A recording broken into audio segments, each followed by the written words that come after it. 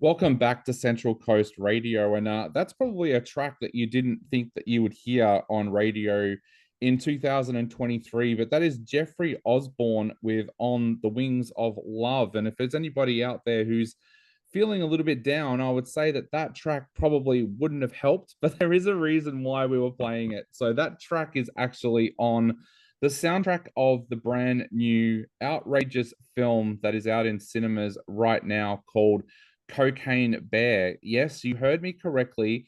Cocaine Bear is the name of the film.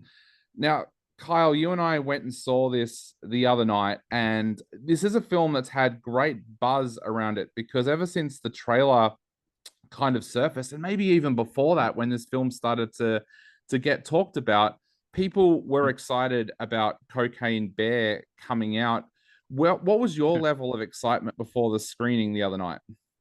I guess I was just surprised that they decided to make a movie about it because, yeah, it's such a, I guess, well, in the actual story, I knew that the bear it was a giant bag of cocaine had been dropped off, and a bear took it and had a heart attack like 20 minutes later. So I wasn't sure how they were going to make a movie out of it, but yeah, it was a quite an interesting take on that story. Yeah, so I did a little bit of research into the actual story. There was a Hmm. 175-pound black bear who Hmm.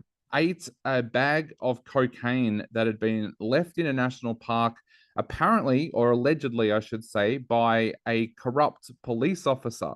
Now, of course, writer Jimmy Warden and director Elizabeth Banks had to do just a little bit more than bear eating cocaine and then dying after 20 Yeah, minutes. of course. So, what they've done here with this film is they've put a little bit of a backstory in there where the cocaine is dropped into the national park by an inept kind of crime gang. The cocaine ends up in the national park. A black bear goes and eats it and snorts it, and then is out of its mind and starts attacking people, which of course black bears normally don't do. Now, I didn't know that until I watched this film. If I Hmm. saw a bear in a national park, I'd probably just run. But apparently, you don't have to run from black bears. It's only brown bears you have to run from. So, hopefully, you're not colorblind when the bear's coming towards you, because otherwise, you'll have absolutely no idea what to do. But what they actually do with this film is they put a whole bunch of people in the path of this bear. So the drugs basically come from this drug cartel that's run by Sid, played by Ray Liotta. He sends a few of his men, his son Eddie, played by Alden Einrich, and David, played by O'Shea Jackson Jr., to go and to find this cocaine. Meanwhile, Sari, played by Felicity's Carey Russell, her daughter Dee Dee has wandered off into the national park with her best friend.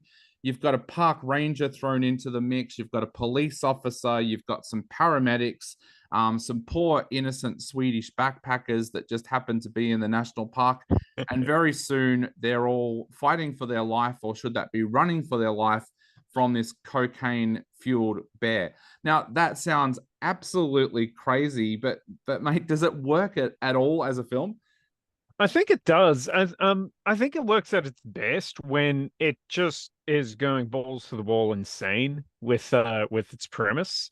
In those cases, at those times, it really it feels like one of those kind of cult favorite creature features, like Lake Placid or even like Jaws, things like that.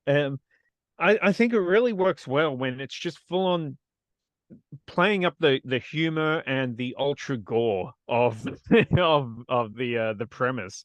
I think it's a little bit weaker when it tries to focus on characters and I guess their backstories. I think sometimes it puts a little bit too much time into backstories of characters that we don't really care too much about. Yeah. But whenever it actually forgets about that and focuses on the cocaine, the title character, the cocaine bear, at those times, it was just hugely entertaining, and the audience loved it. Yeah, and there are times in there where the film knows not to take itself too seriously. Like when it Hmm. introduces Ranger Liz, who's played by Margot Martindale, it just makes her this over the top character who just wants this opportunity to flirt with this animal expert, and it overplays the whole. It's almost like an Everybody Loves Raymond kind of episode, kind of overwrite of how they've done that character.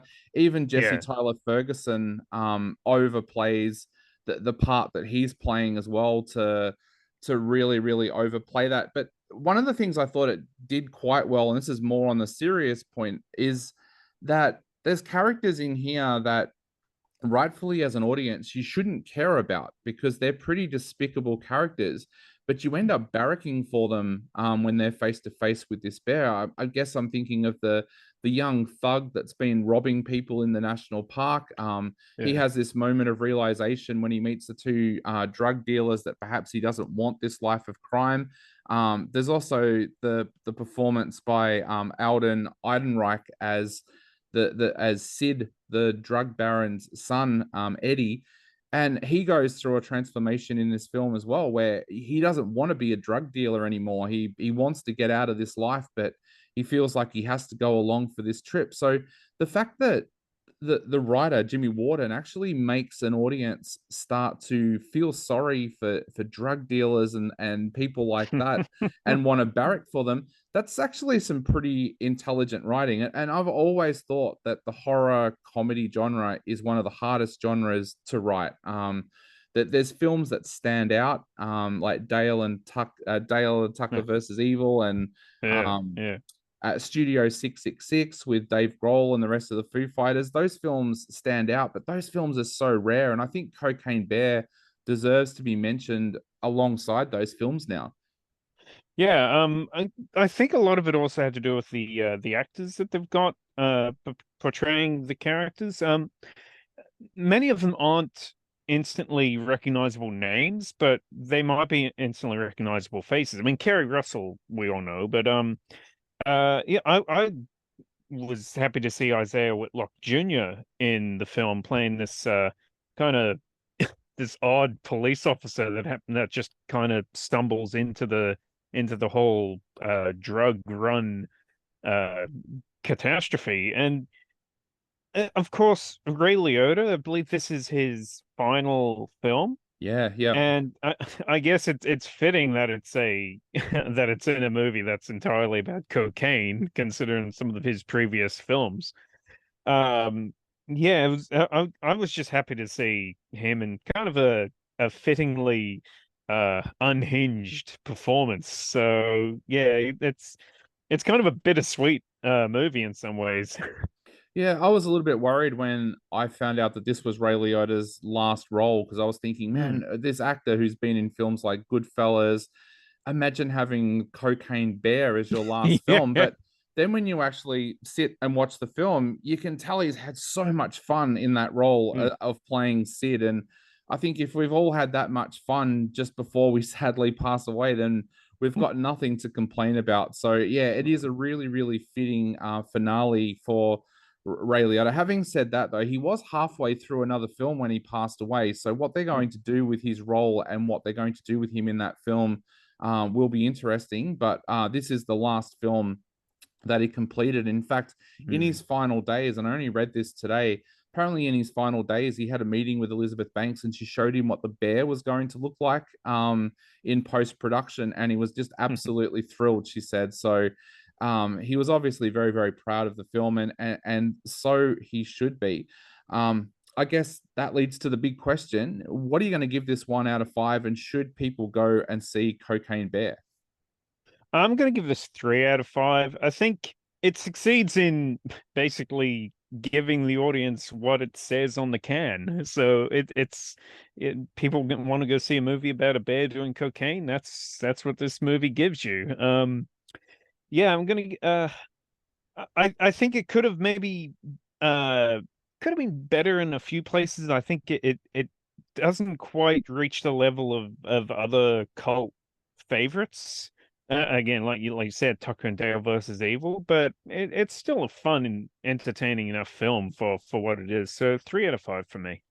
Yeah, I'm going to give it 3.5 out of 5. I laughed so much during this film that my jaw started to hurt during the screening, which doesn't happen very often. So yeah, I am going to give this one 3.5 out of 5. I should warn people out there, it is kind of gory in parts. Oh yeah. But to the director's credit, Elizabeth Banks, she does an absolutely great job in even making some of those moments kind of lighthearted. Like at one point, a guy gets attacked up a tree and you see his limbs falling out of the tree in a pretty gory way, and then his whole body ends up falling out of the tree on his head, and the audience roars with laughter because it's done in such a way. So it is gory, but it is still funny at the same time. We are going to embrace the cocaine bear and hope that it doesn't scratch us. Now, by playing another track off the soundtrack, we're going to play Just Can't Get Enough by Depeche Mode because we just can't get enough of the cocaine bear.